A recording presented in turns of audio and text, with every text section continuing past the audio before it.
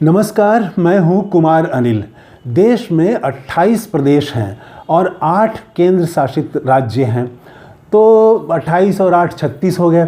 लेकिन आप बताइए कि ऐसी कितनी महिलाएं हैं जो किसी प्रदेश की राजनीति का नेतृत्व कर रही हों। तब इस तरह से अगर आप गौर करेंगे तो सिर्फ इतने बड़े देश में 140 करोड़ की आबादी में 70 करोड़ जहां महिलाएं हैं, वहां सिर्फ 70 करोड़ में एक महिला है जो कि अपने प्रदेश की राजनीति के केंद्र में है। वो हैं ममता बनर्जी। वो एकमात्र मुख्यमंत्री भी हैं। तो ममता बनर्जी के अलावा 2 ऐसी महिलाएं हैं जो अपने प्रदेश की राजनीति के केंद्र में धीरे धीरे उभर रही हैं, अपनी पार्टी का नेतृत्व कर रही हैं। एक तो आंध्र प्रदेश में वाईएस शर्मिला जो कांग्रेस की हैं, कांग्रेस की प्रदेश अध्यक्ष हैं आंध्र प्रदेश की, और दूसरी झारखंड में कल्पना सोरेन उभरती हुई नेता हैं।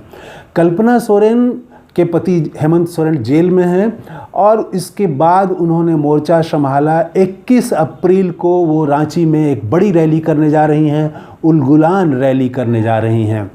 और इस रैली में शामिल होने के लिए उन्होंने विपक्ष के तमाम नेताओं को आमंत्रण भेजा है।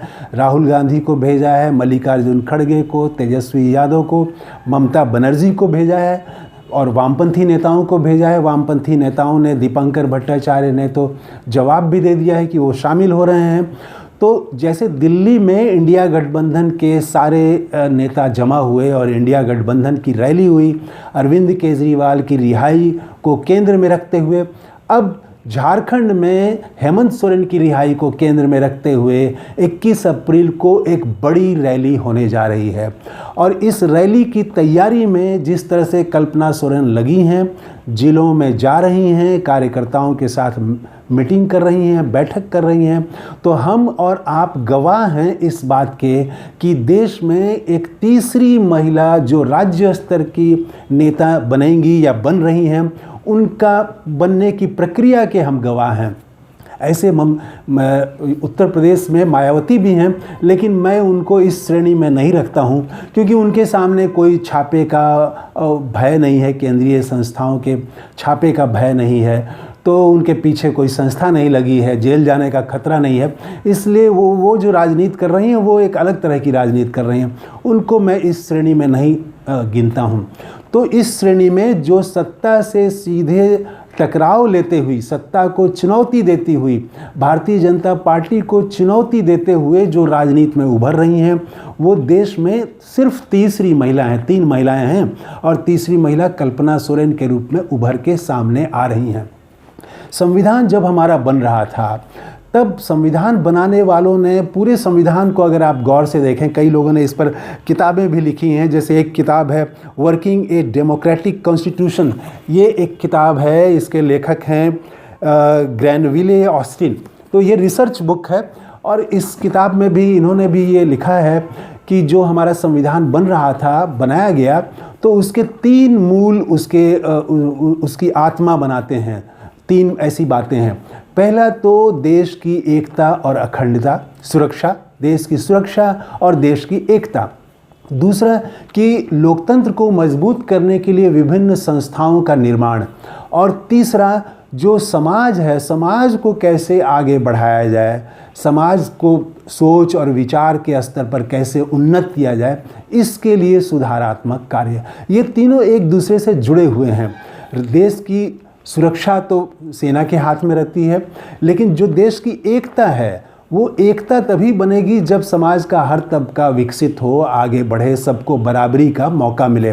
तो राहुल गांधी जिस सवाल को लगातार उठा रहे हैं, और वो एकमात्र ऐसे नेता हैं देश में जो संविधान की जो मूल आत्मा थी कि सबको हिस्सेदारी मिले आर्थिक विकास में, राजनीतिक प्रक्रिया में, सामाजिक विकास में, तो वो सबको हिस्सेदारी मिले, सबका विकास हो, ये जो संविधान की आत्मा में से एक है, एक मूल तत्व है, उसको राहुल गांधी लगातार उठा रहे हैं। जाति गणना की बात कर रहे हैं, जो उन्होंने 5 न्याय की बात की है, उसमें भी महिलाओं की बात है, महिला न्याय की बात है।